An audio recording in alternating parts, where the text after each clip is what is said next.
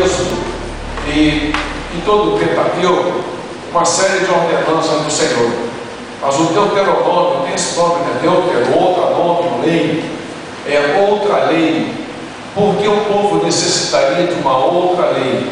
É que esse povo era nômade, vinha andando pelo deserto. Então Deus deu lá na saída do Egito, logo que sai, que atravessa o mar, que Moisés sobe o Sinai, Deus dá a ele 2 tábuas com leis, que essas leis estariam regulando a vida desse povo encaminhada. Era um povo que estava andando no deserto, era um povo nômade. Mas agora esse povo está entrando na terra prometida, ele vai se tornando um povo sedentário, não vai mais habitar em tendas, vai habitar em casas, e vai ter aí a sua vizinhança, vai ter o seu espaço marcado. E aí então Deus dá uma nova lei para orientar esse povo, para como ele vai se conduzir, né, ali entre eles mesmos, na sua vida social, na sua situação de vizinho com vizinho, como vai se conduzir agora como um povo sedentário, povo que parou de caminhar, ele que está numa terra, precisa de leis, não é verdade?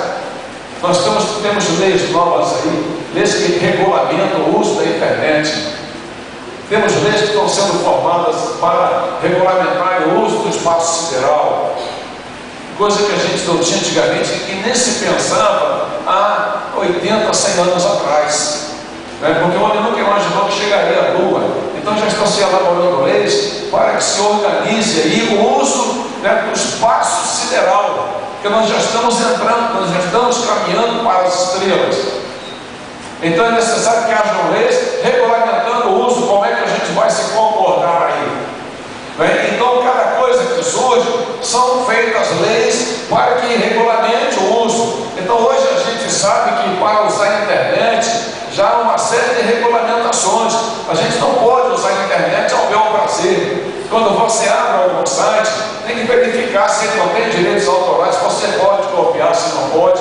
Percebe então a necessidade de formação de leis à medida que a gente vai vivendo e que a vida vai ganhando novos contornos e novos espaços. E aqui está o povo de Deus começando a ganhar um novo contorno, um novo espaço, se estabilizando a sua terra. Agora vamos pensar em construir casas, não mais morar em tendas. E essas casas precisam ter água, como é que a água chega lá? E aí eu vou ter que fazer uma série de coisas, vou ter que jogar lixo fora, onde é que eu jogo? Não posso jogar no terreno do vizinho. Então a lei do Senhor, a lei que o Senhor estava dando, ela estava regulamentando principalmente o relacionamento do homem com o seu próximo. E aí Deus acha tão importante o nosso relacionamento que Ele coloca leis para que nós possamos andar bem uns com os outros, para que nós possamos nos respeitar uns aos outros. E Jesus define isso de uma maneira tão bonita, não é? Tem gente que diz que não existe uma ética cristã, nem precisaria, porque não há um livro de ética cristã, e nem precisaria, porque toda a ética cristã se resumiria numa palavra de Jesus: fazer aos homens aquilo que queremos que os homens nos façam. Então, se eu quero ser respeitado, eu devo respeitar as pessoas. Se eu quero ser amado, eu devo amar. Se eu quero que me tratem bem, eu devo tratar bem. Essa é a orientação de Jesus. Não precisa dizer mais alguma coisa. Então, aqui, sobretudo, amados, Deus está nos orientando como é que nós vamos nos relacionar uns com os outros. E a lei de Deus, sobretudo aqui em Deuteronômio, ela se destaca por uma expressão que os judeus usam até hoje: Shema Israel. Ouve Israel, ouve Israel. E até hoje, essas como uma palavra sagrada que os judeus, eles escrevem e colocam num recipientezinho de metal e prendem na porta da casa deles. É o Shema Israel, ouve Israel. Então ele poderia dizer que, trazendo para nós, não é? Ele poderia dizer assim: ouve Israel, nós somos Israel de Deus, ouve igreja. E o que Deus coloca como o principal mandamento ali? Amarás o Senhor teu Deus. É por isso que ele termina aqui, depois de toda essa orientação das bênçãos que aquele fiel ou aquela fiel receberia, ele termina dizendo, né, que tudo está sendo dado para que a gente não siga após outros deuses, para servir outros deuses. que ele diz, né? Amarás ao Senhor teu Deus de todo o teu coração, só a Ele prestarás culto.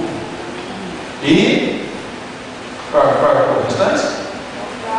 Amarás ao próximo como a ti mesmo. Não é? Quando Jesus é ensinado por um escriba, o escriba pergunta assim: mestre, qual é o principal dos mandamentos? Então havia uma hierarquia.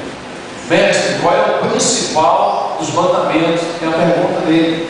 Ele sabia que Jesus tinha autoridade para responder. E aí Jesus diz assim: está escrito, né, ele repete: Shema Israel, ouve Israel, amarás o Senhor teu Deus de todo o teu coração, toda a tua alma, de todo o teu entendimento, e só a Ele prestarás culto, e amarás ao teu próximo como a ti mesmo.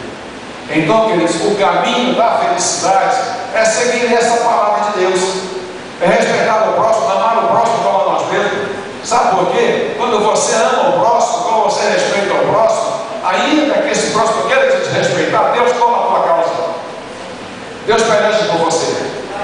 Eu aprendi uma coisa que eu achei tremenda. Foi uma palavra lapidada do bispo Paulo Otman. O bispo Paulo Otman foi atacado lá em São Paulo. Houve um evento lá, e um pastor de São Paulo, que não gosta da gente aqui do Rio, ele atacou o bispo Otman e se referiu aos pastores do Rio, como ele se refere aqui à primeira região, como o Otman e a sua pastorada. É a expressão dele para nós, graças a Deus. Louvado seja Deus por isso. O Otman e a sua pastorada. Então ele fez de público do evento, né, ataques abertos ao reverendista do bispo Paulo Otman.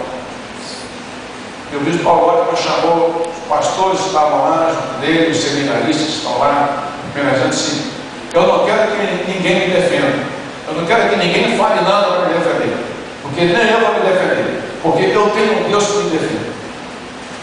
Então, a gente precisa aprender isso, que nós temos um Deus que nos defende. Não preciso revidar nada, não preciso perder meu tempo em revidar a ninguém, eu não preciso dar o troco, né? Essa filosofia do bateu, levou, não é nossa, não pode ser, não é? A filosofia do bateu, levou, não é para crente. É para crente? Você diz amém para isso? Não. Amém, você não disse, porque não é mesmo.